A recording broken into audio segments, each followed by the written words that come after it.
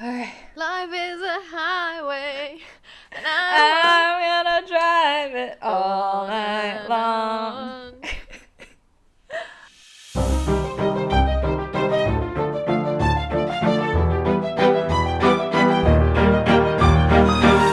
Hello, welcome to the Gifted Child Symposium podcast. This episode is a little bit different to all the ones we recorded before because we will be focusing on more real-life issues, namely that of socioeconomic class, eugenics, and the oppressive system of capitalism and labor, all, of course, within the universe of Cars. Yes, Cars, the Pixar film series. I'm Felicia. And I'm Eugene, and I have a Mazda. And I don't have a driver's license. This is how we starting the episode. Yes. We both feel so silly, and I will need Felicia to justify why we talked about Cars, like what started this. But yeah, Cars. You'll remember that? I was 8 when this film came out. The first I one. don't think I saw it in the cinemas, but you apparently did. I think so. If not, it was like on repeat on Disney Channel. So yeah, it came out in 2006. Mm-hmm. It is insane, like for how not relevant to culture Cars is. It did really well on its time. Yeah, I mean, it really has left no cultural impact. Except, what the fuck was that? Except, Yeah. do you remember Cars? Except those conversations we have for a couple years. But it did really well. It was one of the highest grossing, not the, but like one of the highest grossing movies of the year. It was crazy. nominated for 2 Academy Awards, including Best Hilarious. Animated Film, along with Monster House, which, if you remember and you have been a listener, hi mom, throwback to our Encanto episode where we talked about Monster House and remembered that both Monster House and Cars came out in the same year, but were beaten at the Academy Awards by Happy Feet, which probably has less of a cultural impact than Cars. Yeah, no, Happy Feet feels like a fever dream. Yes, more than, well, not more than this. We'll discuss, but why? There's nothing to say about this. There's a lot to say about this. But my favorite fact about Cars before we get into like the actual plot. So when we talk about like why this film was relevant, like there's this thing on Wikipedia that says that like for 3 years, Cars held the record for having the highest opening weekend for any car-oriented film.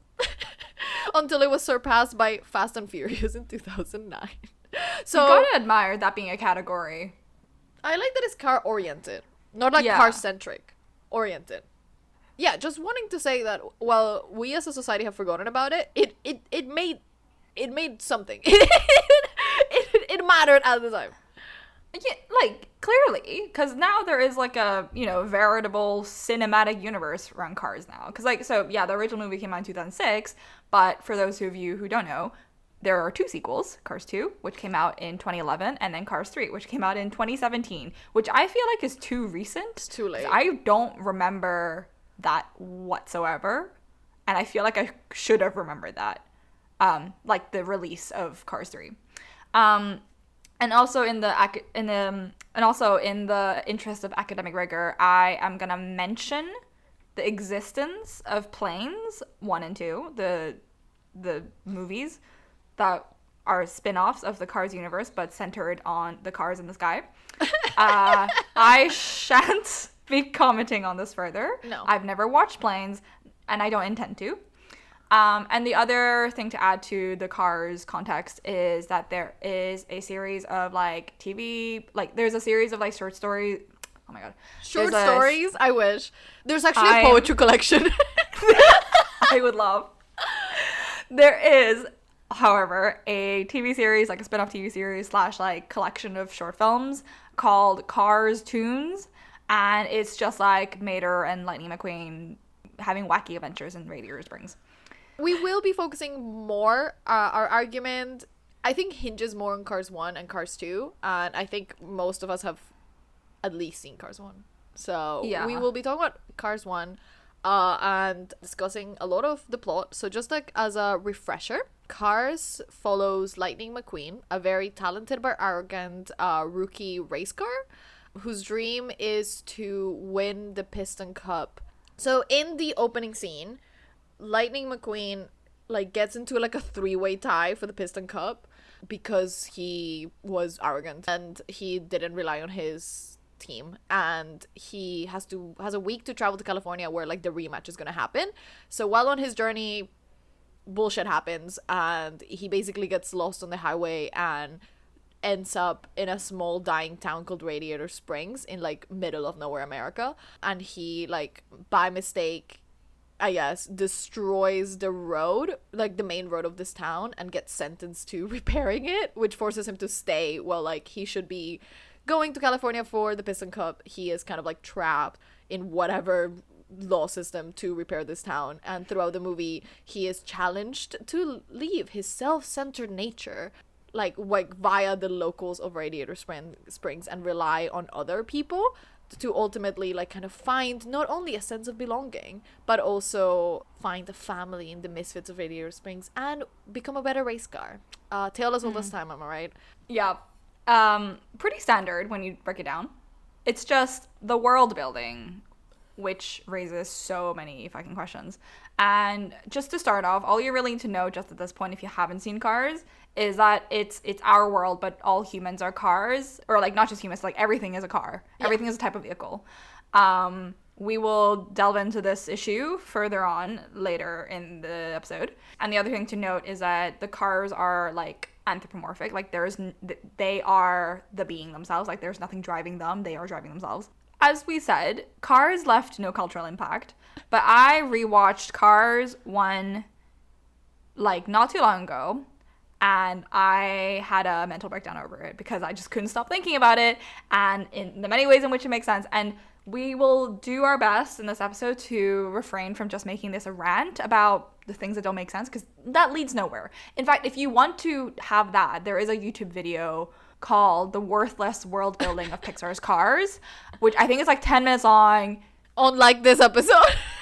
Exactly. Watching that made me feel like I wasn't alone in this cruel, cruel world. Highly recommended. So in order to also appease this part of our souls that have been hurt by this world building, we're going to be attempting to answer the central question of why are they cars, and what does them being cars mean for society and morality? Yeah, why does it matter? Why are we talking about this? We are asking ourselves that question and answering it. Thank you for coming. So as we said, it is just our world but cars. It's just our world but replace humans with cars. But it just goes deeper than that, like deeper than I think anyone at Pixar has ever even like considered, because they just throw in random historical references that paint this vivid image of like our society but cars. For instance, there does seem to have been an equivalent of most major human events in the world of Cars. So for instance, there are war veterans. In Cars 1, the car veteran gives the vibe of Vietnam War because he's like he lives right next to the hippie car. So it is that vibe of of that so he's a Vietnam War veteran.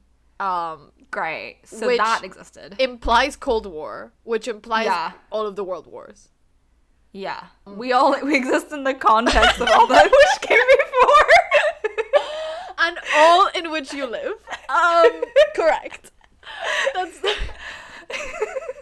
love her. As a meme. So implies all of this many wars. Many wars. It implies that there was a car Hitler. Because of World War II, exactly. Which I don't want to think about care concentration camps. Let's leave it at that. Or car genocide. But car religion does exist. True, because there's a Pope car, which implies a car Jesus. And a car God. There is a mention of manufacturer, and like we're not gonna talk about religion. We should, but we're not gonna. But we are gonna, because the idea of like who makes the cars is like completely unanswered, and we don't have answers. But like, is it Pope? Is it car Jesus? Or is it like or like to an extent, is it like us? It's like we actually don't know why we are here.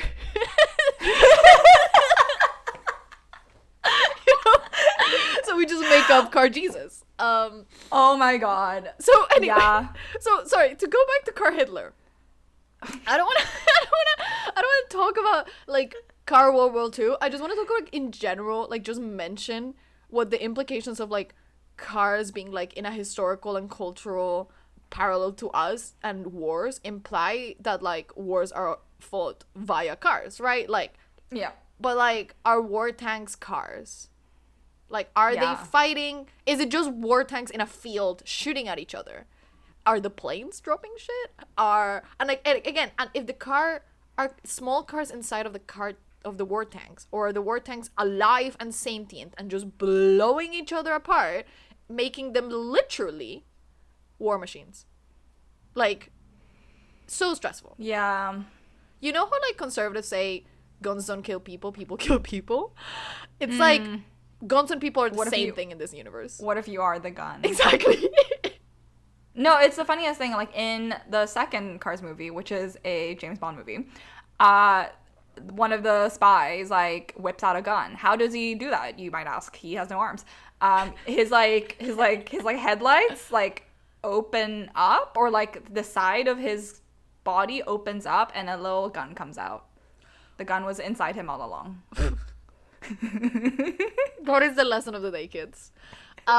Which implies like you could like change your body to have weaponry, or it implies that some cars are just made for violence. Yeah. I think we should put a pin in that. Yeah. We'll come back to it. Yeah. And like, just like as a thing of like all of these weird predetermined facts about cars, like beyond like, are they like made for war? It's also like nationality and ethnicity and stuff is kind of also predetermined. Like, only Ferraris are Italian, you know, like it's very much like their model and make defines also like their accent and their nationality. The film is not only set in in the US, but it's also like very American. Like all of them are like very American cars. Feels like Mr. Ford like made them themselves, and like kind of has implications that are like very real for the US. Like it feels very much like in tune with American history of like the love for landscape, the love for the land and the freedom, but also like how industrialization and urban development have like eroded small communities, which is kind of the point in Radiator Springs. So there's a lot of like just so much of human culture in cars in like a way that they could have just made it an alternate universe, but they didn't. They decided to talk about American politics with cars, and this is why we're here.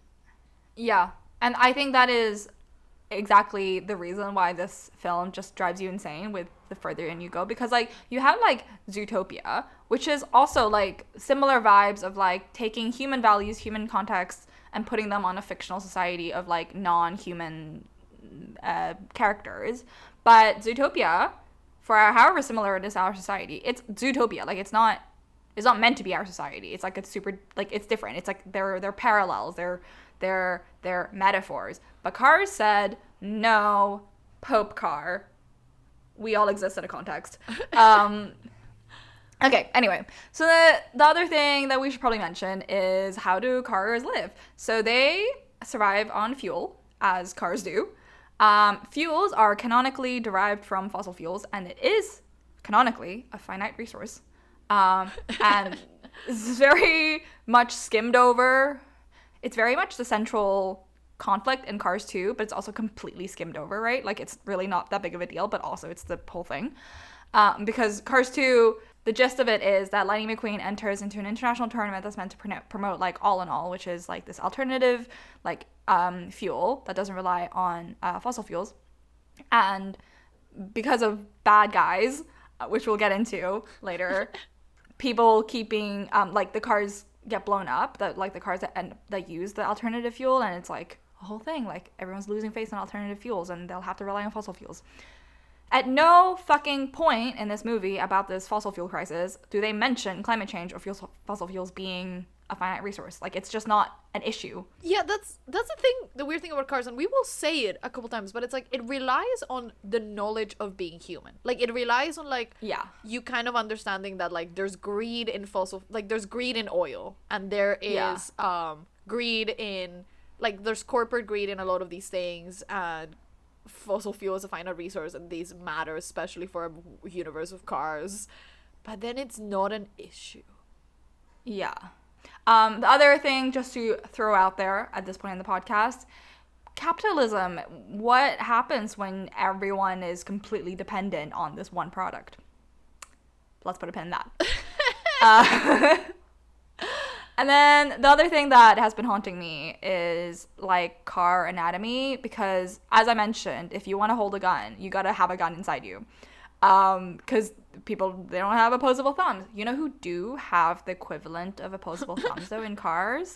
The fucking forklifts. The forklifts are carrying this whole ass society. I realized this from that video called The Worthless Worldbuilding of Cars, but it's so valid. It's so real. If you watch the Cars movies, the only cars that are able to do anything other than just drive around are the forklifts. In Cars 2, the sushi makers are forklifts. In Cars 1, like all the pit crew are forklifts. Yeah. Everyone who does anything that requires fine motor skills is a forklift. Yeah, like Mater uses his little hook thing because that's who he is. He's a tow truck. Yeah. But that's it. Like that is the extent to which he can do anything, and it's built in as well. Mhm. And beyond that, with car anatomy, like reproduction and any other specifics that you might wonder about a sentient creature, I have no answers for you. It is implied that people have sex. Yeah. That cars have sex. There is like a weird, very weird sexual element in Cars 1. There's also like the whole thing with the maker. There's canonically dead cars. Like there's like a statue for a dead car in Cars 1. So like they do die. Yeah. Don't know how. Don't know if it's natural causes. I don't know how they age. Yeah. Like do they age into models? I don't know. Also, like just to go back to forklifts real quick, it's not consistent because things just kind of happen out. Like sometimes things like objects are just like in the air next to them and they're like not really holding them, but like they're there and they refuel automatically, which like how does anyone make anything, do anything? How do they live? Yeah. And then talking of which, super stressful, but if you watch Cars 1, they really thought it was fun to just make everything cars, not only people but like everything. Like animals are cars, everything in this universe is a car. The cows are tractors, they moo. They're dumb and non-verbal, which is like really weird to consider. Like imagine if like it is kind of like the vegetarian manifesto, but like imagine if like you just had like a bigger human who couldn't speak and you ate it. I guess they don't eat it here, but like they just look like you a lot. And then the flies are also cars, which like they're like Volkswagen bugs, which is quite funny, I guess, for like 1 second. They're like beetles. Yes, you know? But then when you consider it, it's like imagine if you had like a teeny tiny human, like a mosquito-sized human biting you. Yeah, like it's just awful. It's just awful to consider a world where everything is you. Yeah. There's no like variation in species. Everything's a car, which if we put it in human terms, everything's a human. It's gross. And while we're on the subject of car tractors, what cow tractor? Car tractor. It's all the same. It's all the same. Why is there agriculture in cars? They don't need to eat. We know that they can eat because in Cars 2, Mater eats sushi, wasabi, and thinks that it's pistachio ice cream. So they have tongues. They very famously have tongues, as is proven in the first 10 minutes of Cars 1. And they clearly have food because they're sushi chefs. Why though? I actually don't think we've talked about this off camera. Like now I'm like, yeah, why do they have tongues? Like why do they experience pleasure and senses? But their main source of fuel and food is unrelated to though. Insane. Yeah. While we're on the subject of biology as well, actually, I don't want to get too into this. I feel like it's just a slippery slope into a deep dark hole. What is gender in cars? Because there is canonically discrimination against female cars. But what does that even mean? Like, what is a female car? You know? So in Cars 3, you said that there's discrimination. Yeah, so like, Cruz, who is like the other main character in Cars 3. She's like an up-and-coming racer, I guess. And her context is that she wanted to be a racer for as long as she can remember, but she got onto the track and there was just like a lot of like people making fun of her. They were like, you know, they really like got her down basically because of her gender, and she decided to not enter the race and whatever. And then she meets this like veteran female race car who was like to Cruz, like basically like no one was gonna give me permission, so I just did it. Again, implying that there is like this like feminist movement, that there is like discrimination in sports, but also the sports aren't gender segregated, so like why? Yeah. And also like we know that like the patriarchy relies on like, you know, like gender-based oppression has a lot to do with like childbearing and gender roles, which is not a thing in this universe. Gender is a literal social construct in the way that like there is no sex in this, like there's there, right? And like like there isn't even like actual like secondary sex characteristics. There literally like isn't even eyelashes. Like they're just like rounder cars, and they are voiced by female voice actors, I guess. They do have eyelashes, I'll give them that. Oh, okay. Right. The women have longer because eyelashes. Men in our universe don't have eyelashes. Exactly. It's true. Like if you look at like the design of like Sally versus Lightning McQueen, like she just has like a darker line over her eye, implying so they have eyelashes. makeup. Yeah. Good night. Is the implication. This is all to say that Cars makes no sense. Yes. World building wise.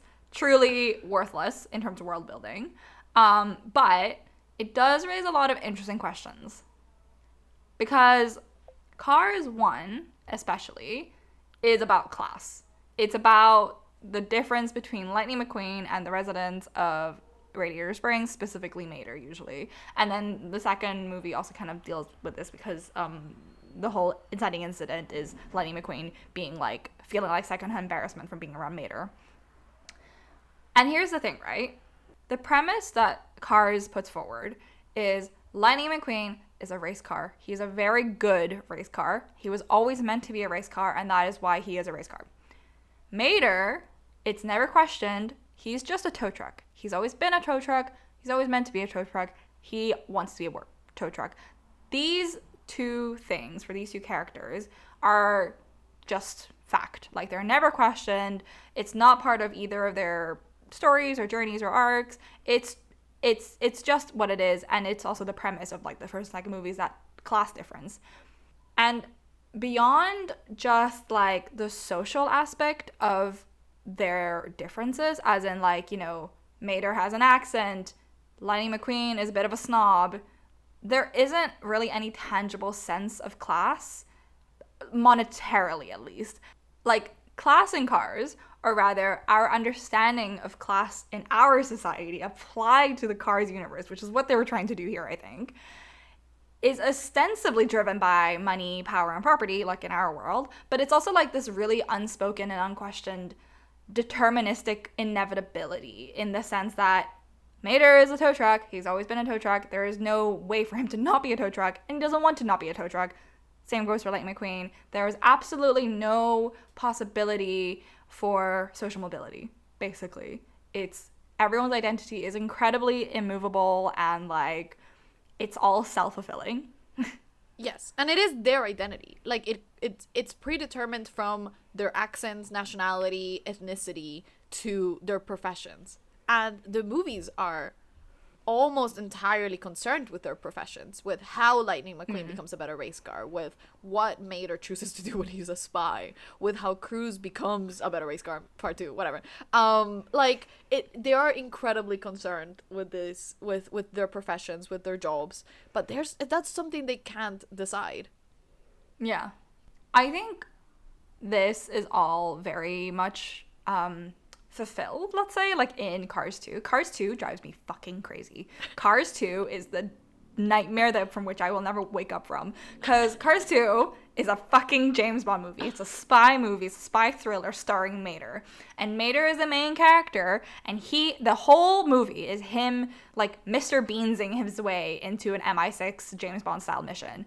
And he like, Mr. Beans this super well. Like, he just, like, stumbles into exactly the right context. He just happens to say the right thing to throw people off. His like, clumsiness creates the perfect distraction, etc. He's just, like, a really fucking good spy, just from being him. And then at the end, he, like, is knighted by the car queen, the queen of the car UK, the car queen of the car UK. I don't know how that works. He's not a British citizen, but okay. And he's also offered more work by the British government, like by MI6. But then he turns this down and says he belongs in Radiator Springs, and he's, like, fine with that. And, like, the context for this as well is that James Bond, I'm just gonna keep calling him James Bond, I can't remember his actual name, comes to Radiator Springs and God knows where in Nevada or whatever from the UK, and is like, the Queen called, she's requested you specifically for a mission, and Mater is like, no thanks. I'm not trying to say that I don't believe that Mater feels happy or fulfilled in Radiator Springs or whatever. Like, that's so valid. It's okay. That's okay. Like, that is valid, but it just seems so hilarious to me from, like, an audience perspective that Cars 2 spends this entire time being like, Mater, you are actually destined for really great things because you're really fucking good at this really random high value thing, career, whatever. And in the end, Mater is just like, man, that was crazy, am I right? So random. Anyway, I'm gonna go back to scaring tractor cows. It just proves to me that in Cars, identities, professions, residency or whatever, like, they're all completely static. Like, they actually can't change. And it's not even, like, a good lesson for children or whatever. It's not about, like, you know, stay true to your community, like, never forget where you came from or whatever. It's like a punchline. It's like a really elaborate punchline of, like, look at this fucking tow truck trying to be an MI6 agent. He does it really well, but that's crazy. He could never be an MI6 agent. Anyway. Yeah, it's really sad. It's just a crazy movie to me as, like, the sequel to Cars 1. Because Cars 1, and again, we will talk about this, Cars 1 is, like, heralded as, like, a very sort of standard hero's journey style story. And then here comes fucking Cars 2 with what? I don't know what the point of it was. It's an insane sequel, just from, like, marketing perspective. Yeah. Like, it really doesn't follow anything. Lightning McQueen isn't the main character in Cars 2. It's so wild. Anyway.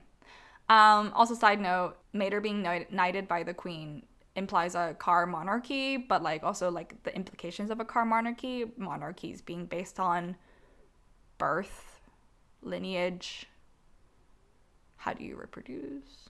Yeah, like, is there a bloodline? Okay, I'm gonna just say this and we'll move on.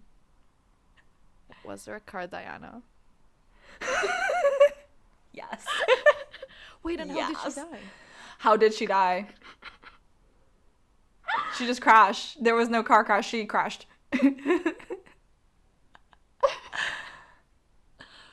I want us to cut this, but was there a car 911? Okay, moving on. You're so fucking real for that. Is it just planes? Anyway.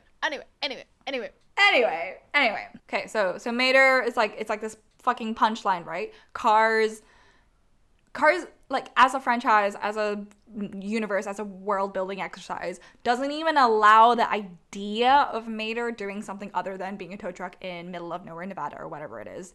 Like, the notion of breaking that mold and straying from your predestined path, it's really not encouraged in Cars the way it often is in other children's movies where you're a rat who can cook. Ratatouille is actually such a good, like, good opposite for Cars, because, like, Cars is like, not everyone can be a race car. Fuck you. And then Ratatouille is everyone can cook. Anyone can cook. PS to our listeners, go look up the Ratatouille musical. Yes. So that deterministic aspect of Cars and how it's, like, adamant at kind of pushing a narrative where, like, quote unquote working class, or however we interpret them to be working class cars, must do these jobs and are designed and born or created or manufactured to do these jobs. And race cars are designed to do these jobs, to be race cars. It just has such a clear eugenics vibe. So just to like explain what we mean, and in case anyone doesn't know what eugenics is, or like why we're using it, like I just want to like define eugenics before we get into it. So like, quoting the National Genome Research Institute, eugenics is the scientifically erroneous and immoral theory of racial improvement and plant breeding, which gained popularity during the early 20th century. Eugenicists worldwide believed that they could perfect human beings and eliminate so-called social ills, stressful, as well as complex diseases, by the way, through genetics and heredity. They believed in use such as involuntary sterilization, segregation, and social exclusion would rid society of individuals deemed by them to be unfit, end quote.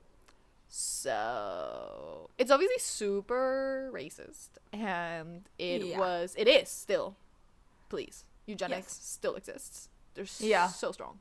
It's and they might be working at Pixar.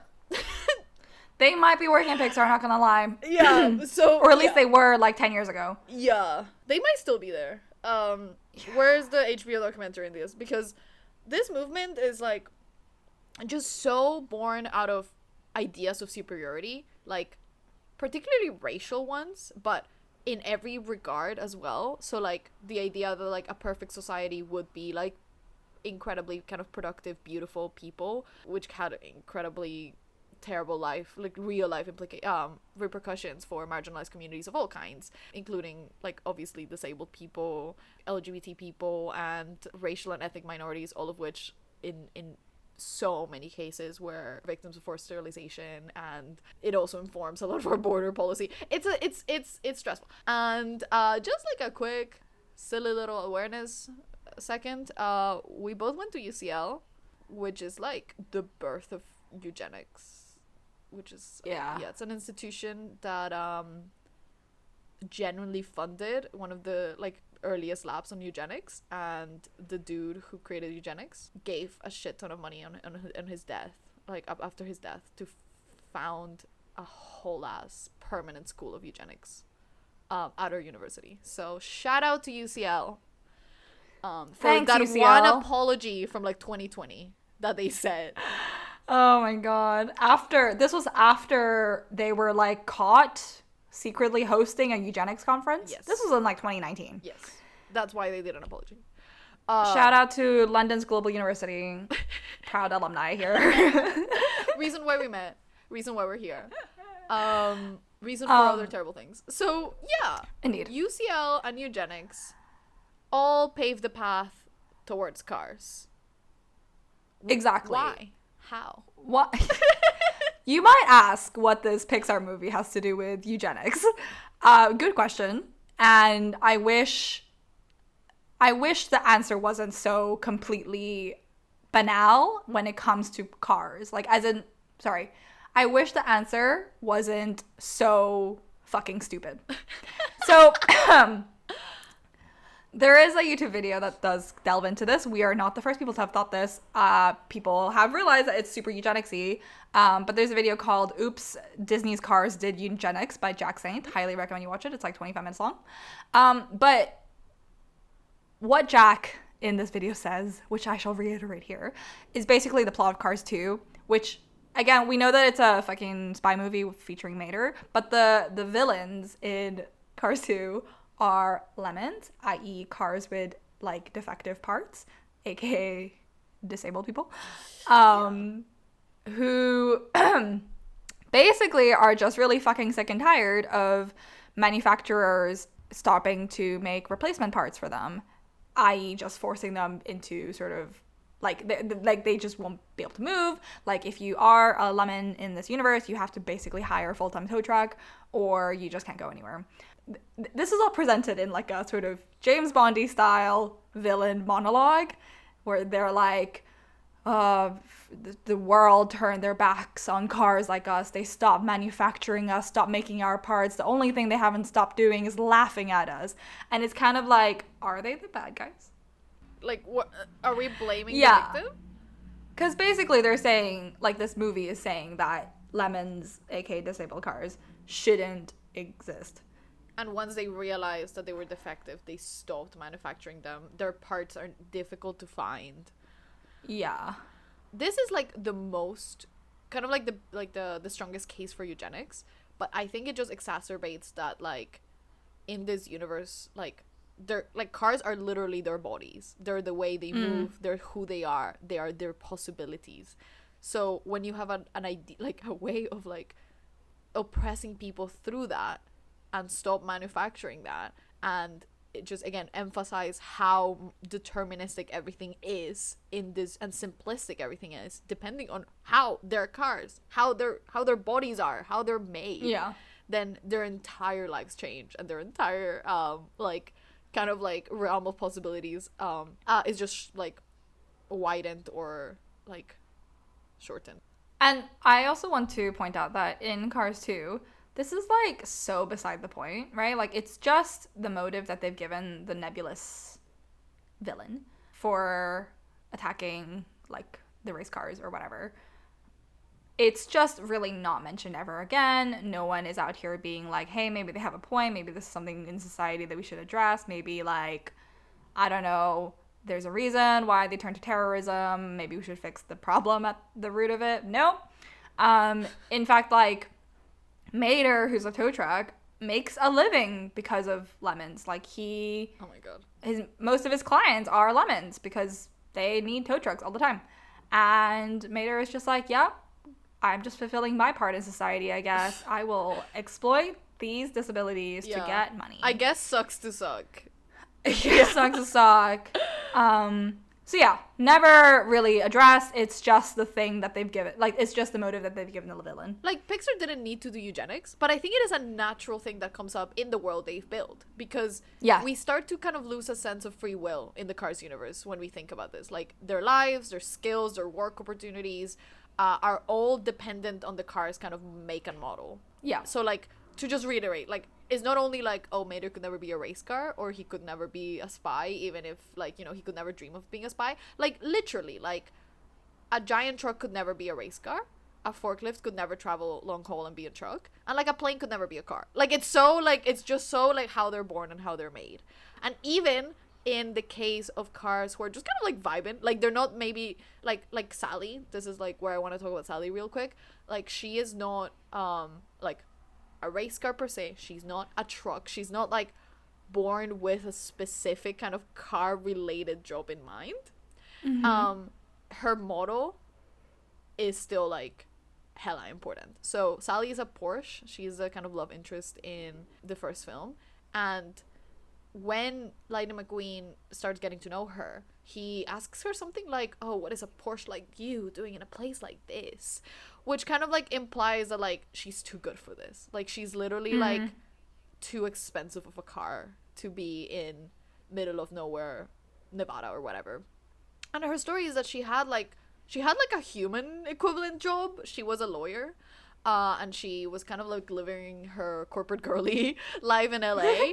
And then she got burned out. Relatable. And by mistake, or, like, by accident, sorry, like, she found Radiator Springs and decided to move there because she fell in love with the place and the land, and thought, like, she could, like, better the town by becoming a lawyer, an attorney, apparently. Like, the town's pro bono lawyer. I don't know what that is. So weird.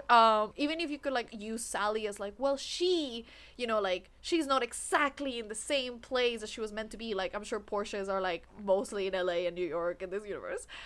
It's still, like, she doesn't really, like, experiences any social mobility down. Like, she just changes places. She owns property. She just owns the hotel in the town. She's still an attorney, which is a very, like, high paying job. Like, it's not like she went from being a corporate girly in LA to being a farmer. Like, she is still powerful, and again, it's kind of like her destiny to be so.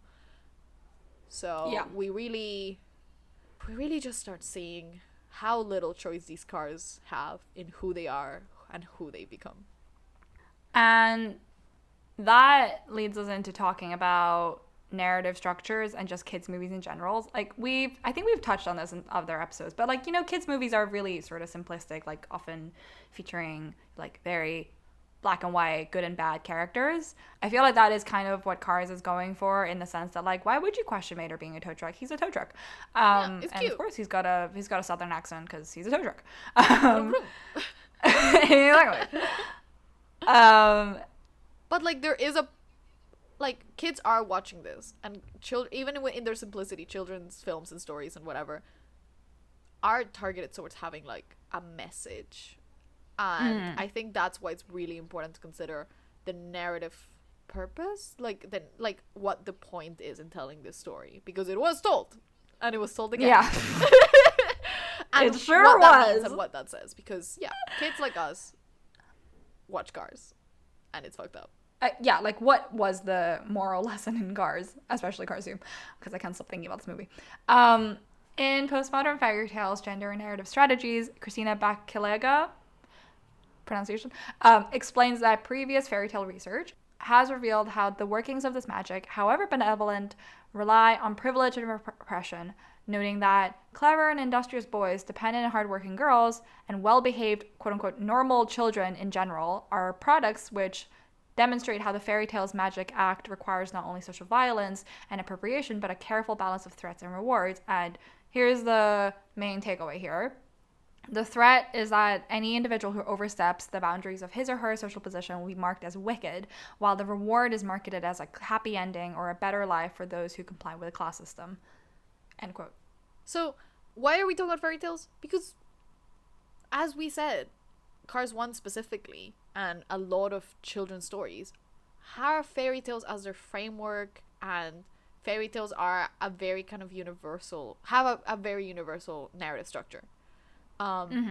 So while Lightning McQueen's journey might not be thought of as a fairy tale, like a perfect fairy tale, it still has that level where everyone, like the quote Felicia just read, like everyone is like kind of a well-behaved character who doesn't overstep the boundaries of their social position, and they are rewarded for that.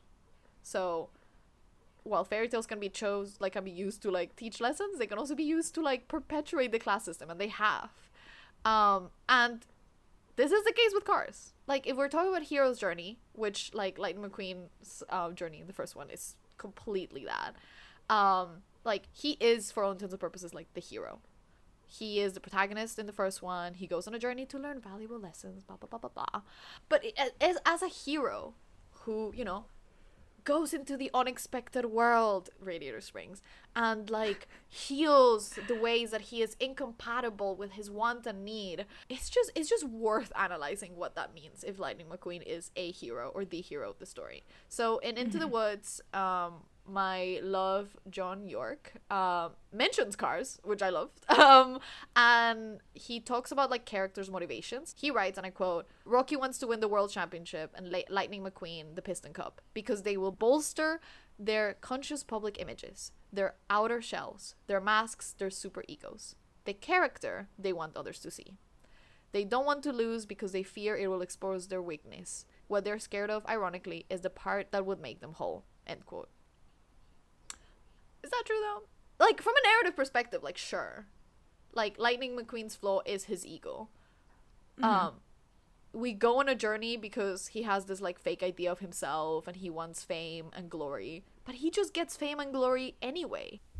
Like, to be clear, Lightning McQueen doesn't win the Piston Cup by choice, which is what is meant to be his great kind of hero's like final choice, where he chooses to help another race car over winning the cup.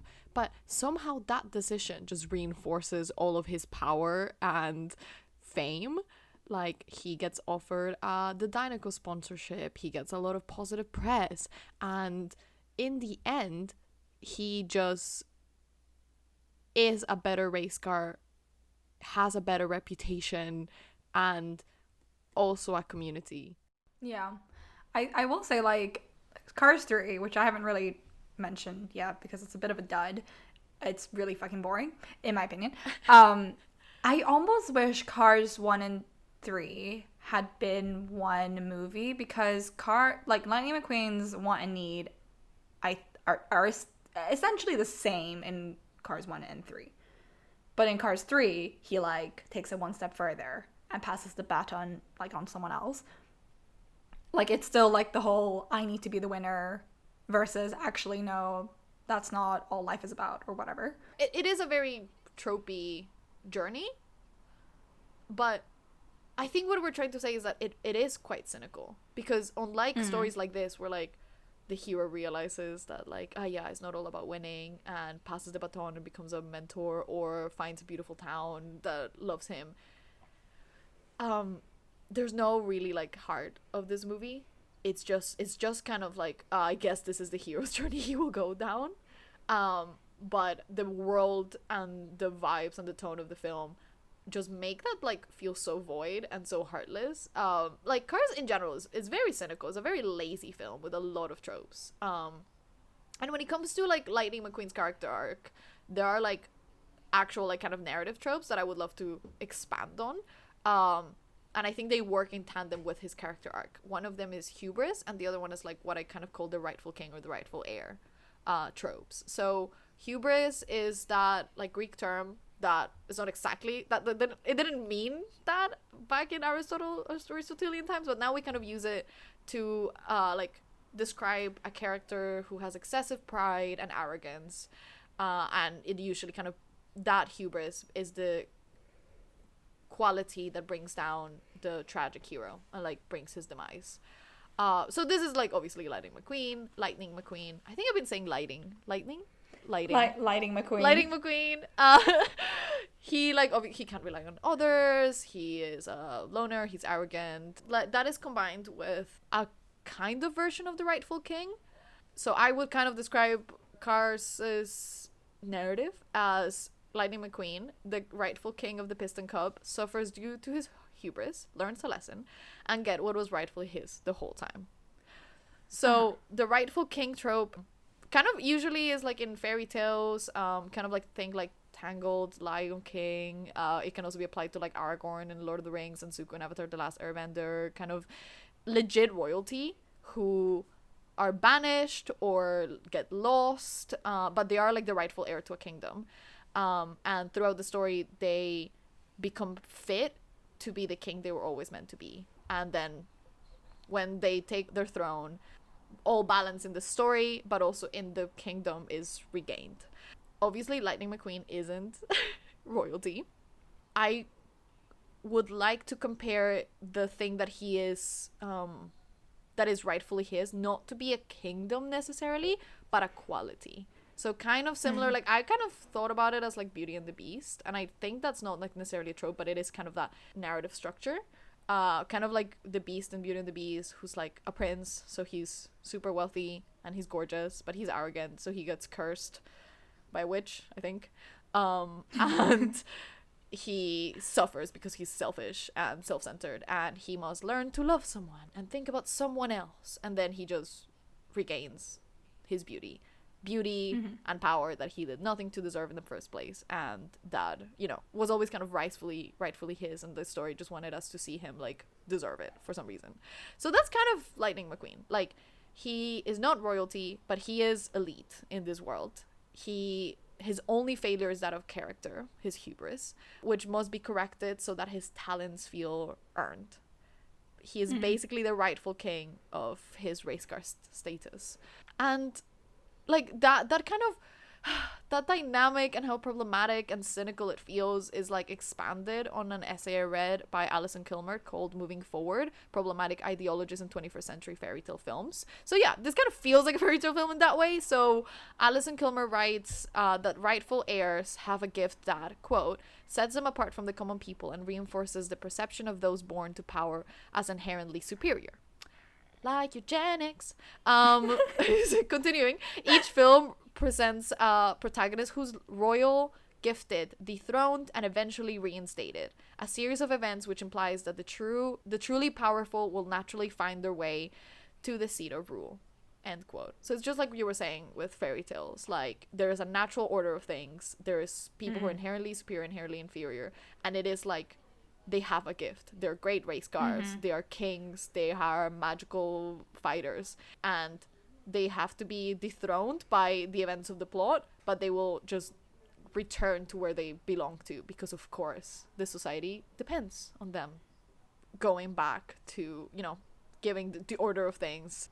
So in all of the examples you've been listing in this analysis, like alongside Cars as like, you know, Tangled, Lord of the Rings, like Last Airbender, like the stakes in these stories have been like the good of the kingdom, right? Like the thing that needs to be, the balance has to be restored.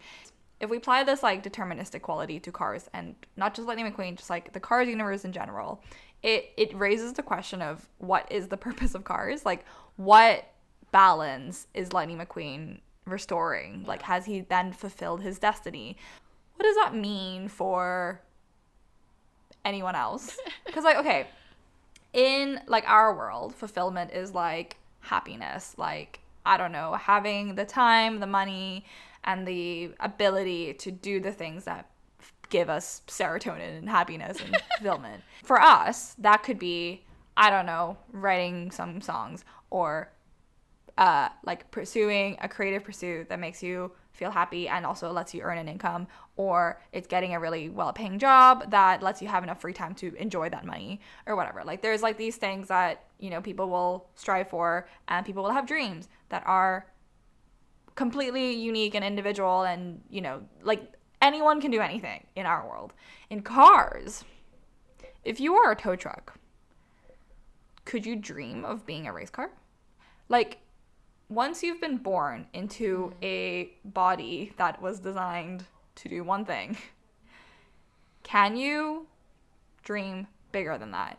And I would argue, just from what we've seen in these movies, no. Because cars are cars. Like, and that is, like, the central thing in Cars is that that's not questioned. Mater is a tow truck. We've said this a million times, but it's so real. Like, Mater is a tow truck. He tows Let cars. that sink in. Like, he isn't just a tow truck, right? Like, he is a tow truck. Like, his essence is tow truck. At his very core, he is a tow truck, and he finds fulfillment through being a tow truck. So, the question that I must ask the creators of the Cars universe: do cars dream of labor? Do they actually find fulfillment in being an ice cream van? I don't fucking know, right? Like, what if you just are a fire truck? You just have to fight fires. Yeah, like, you're so right. Because when we're talking about their identities, it's not just like Luigi is Italian. It's like Luigi can only ever be this thing, and his want and need and like possibilities and his dreams are just dependent on what he can do. Yeah. And what he was made to do. And that is why cars like Lightning McQueen get to have a hero's journey and be self-realized, and then cars like Mater get to have a silly little comedy where they're the butt of the joke. Like, it is so predetermined. Yeah. But again, the predetermination is not, it's, the focus is always on their jobs. That is their dreams. Yeah, and let's also point out that class, as we've kind of touched on, doesn't seem to be a thing in the sense that, like, you know, Radiator Springs, for instance, like, there's not a sense that they're in poverty. They're just fucking bored. Like, they don't, like, the creation of the highway means that there's fewer tourists passing through, so they just have no one to entertain. It's very, like, you know, in Beauty and the Beast, when all the servants are, like, teacups or whatever, and they're like, be our guest, be our guest. It's, like, very much those vibes where they're not unhappy because they don't have money or the ability to do the things that they enjoy doing. It's that they're bored because they can't do their jobs. So they clearly find, like, the message that Cars is putting forward is the thing you were born to do, that is the thing that's going to give you fulfillment and nothing else. Like, the comparison with Beauty and the Beast is so real, but they are not the main part of the story, and they don't like kind of imply an economy, because that's the thing where like you infer all of these things that you bring from like the human world into Radiator Springs, but like if Radiator Springs was a real human town, they would be leaving because they couldn't afford rent, or they would be in a food desert, or they would like just be incredibly poor. But there is no sense of money or economy or whether like they can still afford fuel in this town. It's just more that they are bored and they don't have fulfillment, because their fulfillment is their jobs, is their ability to tow cars and sell souvenirs. So their sense of self and their self-fulfillment is completely dependent on their jobs. They have their only reason to exist is their jobs. Sounds like capitalist propaganda to me. It does, doesn't it? And I think the thing is, cars is weird because cars are inanimate objects that aren't changeable. Like they're not. They're a really really bad thing to anthropomorphize if you're gonna give it our society, because cars have no other purpose. Like cars are created with a utilitarian purpose in mind. They're not just on this planet for the sake of it, which is, you know, what we have to deal with. Someone manufactured that car to fulfill a purpose. And in the car society, that ends up being a profession. Their self-fulfillment is completely entangled with that utilitarian reason for existing. It is so strange, because it's not like an ecosystem, like a complex kind of like, whether or not we can exist in the economy is like one thing, but we also like affect other species. Is not like bugs' life, where like they have their own journeys, but also like they're bugs and they like, you know, they get to work, but they also get to like pollinate. I don't know. Cars are non-living things, and their entire purpose is to provide a service, to do a thing. Yeah. Most cars are created to be a vehicle for humans, but take humans out of the equation, and why are they created? Like, Sally is a passenger car. Anyway. But cars can carry other cars as trucks, and we will not get into it. Anyway.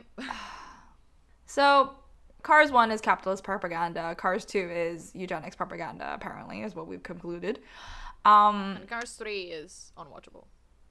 Cars 3, I don't even want to think about. I am not a political science expert by any means, but I did read through the Communist Manifesto. Because we said, if this is capitalist, that he marks. Yeah. I just want to engage with this on another platform, like through another platform. For those of you who haven't read the Communist Manifesto, in very, very simple terms, in chapter 1, Marx basically says that the world, like our society, has been divided into two classes, the proletariats and the bourgeoisie, which he says is like the product of, again, we all exist in a context, like he says, and I quote, "The history of all hitherto existing society is a history of class struggles," basically saying that our current class war is the product of a past class war, and so on and so forth, and human progress has been defined by these class wars throughout the ages. So, you know, back in the Middle Ages, you had feudal system, and suddenly the farmers were like, hey, maybe this is like unfair, and so on and so forth. And then Cars is the product of our class struggle. Correct. But then you have to ask, who are the ruling class in Cars? Like, what labor do the proletariats in Cars need to provide? Like, what is the purpose of the capitalist? Like, what is purpose in the capitalist society of Cars? Who are the bourgeoisie in Cars?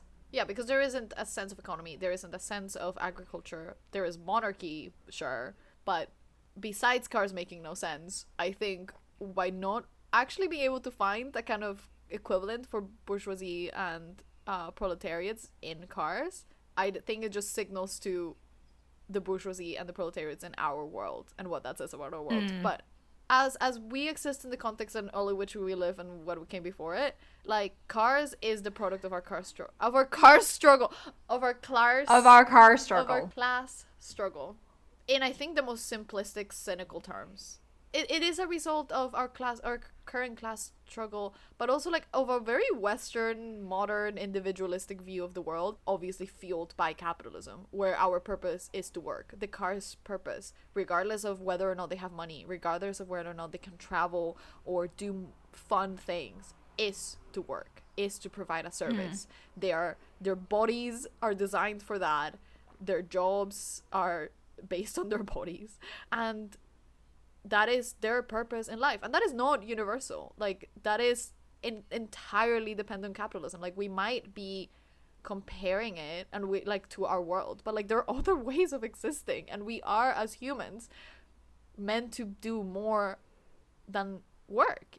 So it genuinely feels like propaganda, because like in the same way that we were saying that, like, you know, like cars, like fairy tales and children's lit kind of can be used to teach lessons that perpetuate behaviors or class divisions, structures. Yeah. Cars and stories like this also perpetuate this idea that our entire self-fulfillment will be through labor. It like problematizes, I think, things that we already accept in our society, and it shows them. And by being so simple and so nonsensical, it just shows us how fucked up everything is. Yeah. Genuinely, Lightning McQueen does not deserve shit as like a character, as a hero. Like, he was born into car racing, not via class but via body, via eugenics. He was the ways that kings are like born to rule, but his crown was like attached to his head, like when he was born. It's not even like nepotism. Exactly. It's like deeper than nepotism. It's so bizarre. How can we consider him a winner if this race is rigged? If he is part of the select few who could run it? Like, again, to like continue talking about like how that makes sense within the context of storytelling and why it matters that we're telling these stories to each other. Quoting Joseph Campbell's book, The Hero with a Thousand Faces, he says that the hero, I quote, must put aside his pride, his virtue, beauty, and life, and bow or submit to the absolutely intolerable. Then he finds that he and his opposite are not of different species, but one flesh. End quote. And his opposite in this case is Mater. Like, his opposite is like a silly little dude who like has a working class job and enjoys his freedom and is like community based. But the problem with this, and the problem with seeing this as a narrative, is that like Lightning McQueen and Mater are not one flesh.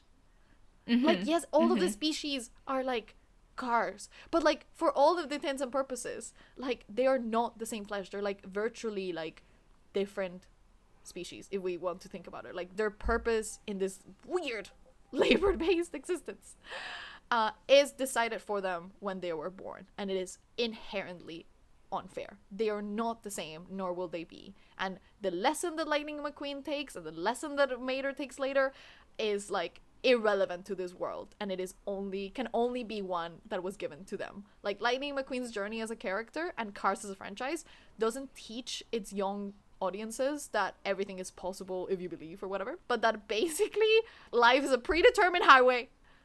So nothing they do, no dreams they have can change that. Like, nothing they do matters. Thank you. Okay. When we started this journey of delving into cars and recording this episode, we set out to answer the question, why are they cars? Why does it matter that they are cars? And I think the itch that we were trying to scratch this whole time is just like, why is cars so fucking weird? Yeah. Why is it like that just because they're cars? And I think we realize that the reason why we enter this weird like insanity with cars is because we're not making cars into humans in cars. We're making humans into cars. Yeah, exactly. Which is why this world makes no sense, because humans don't have a single job or role that they need to fulfill. That's just what the modern world sometimes feels like and what capitalism depends on. But by turning humans into cars, like by making us like identify with cars while them still being cars. Oh my God, I'm saying cars way too much. You know what I mean? Like, like humans are being made into cars. And the cars, yes, they're anthropomorphized, but they are still cars that do car things. They are machines that were created for a specific labor. Yeah. So, like, because the world is not making us consider, like, what if cars were people? It is, at the end of the day, being watched not by cars, guys. It's being watched by humans. And the same way that we assign, like, ooh, the Porsche is pretty and wealthy because the people who drive it are pretty and wealthy, and the tow truck is probably voting for Trump because Novato. It is assigning human qualities to cars, like making us realize more about humans and what we do and how we are what we are, how we are who we are, you know, than it is really actually. And that's the thing, cars is not actually engaging in what a world made of cars looks like. It's just replacing humans with cars, which is, again, the problem, because cars are cars. Cars are cars. That is the conclusion, right? Like, they're cars. Cars are cars. That's why They're it's not weird. Humans. We're not meant to work. Go look at a rose. Go. Cars are meant to work. We aren't. Yeah, cars are meant to work. We aren't. Go hug your mom. Go find a hobby. Like this isn't like. Don't listen to cars. Like.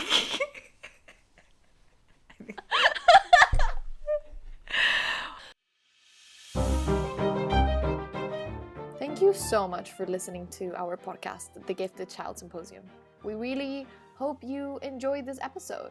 And if you did, please leave us a review on whatever podcast platform you're listening on right now. It would really help us out.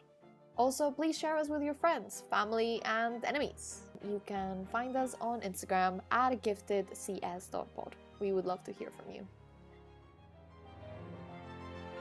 I think Marx would be proud. I think we absolutely went on the rabbit hole we said we were going to go on down. Yeah. I feel insane. There's no way to talk about this movie without going insane. So we've said that Cars is like pretty American movie, and I think the biggest indicator of this being American is, how do I even put this? The absolute lack of walkable cities.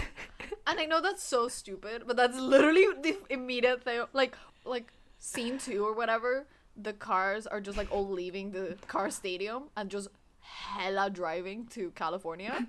I was like, oh, this is what the US looks like. That like this is what it like. It's just empty land and a highway. Yeah. Like if this has inspired you to become slightly more socialist, or like again get a hobby, we are so happy. But also if Cars gives you like an existential dread, it is also because these cars are cars and they do not walk. Like, where are the trains? Like, where's the public transport? Like, oh my god, weren't you saying about the eugenics thing, how that would be also like fixed with public transport? Oh yeah, that's the thing, right? Because like if lemons are disabled cars and they need tow trucks to get around, instead of hiring tow trucks, like individual tow trucks for each individual lemon, bus, yeah, train, benefits. The thing is, school buses exist. Oh yeah, I hate why that. Are they no tiny idea. cars? But what? That's why. Why? What is school? Yeah, like, and like that's the thing, like it is just so our world thoroughly, because wealthy cars can afford giant trucks to, like Lightning McQueen, like they can afford giant trucks to take them to California, but lemons, like there's no government or there's no like infrastructure institution that like gives them a way of transport that isn't like out of pocket and depending on them. Is like their healthcare system basically. It's like if you're ill and disabled, you're fucked. Yeah. So genuinely watch Cars and think of how the world doesn't have to be like this. Not to like existentialize this more than we need to, but an hour in isn't the world walkable in the Cars universe, if you think about it? Because driving is walking. That's true. Sure. I don't want to dwell on that because it makes me feel sad, because what are these like weird walking chutes that highways are? You know what I mean? Like they're just like really elaborate walkways. Yeah, but the public transport thing still stands because the world is walkable, but we still depend. I still want high-speed trains, you know? The world is walkable, but some people can't walk. Yeah. And there's no other way to get around other than walking. Unless you're rich. Yo. Cars is just real life.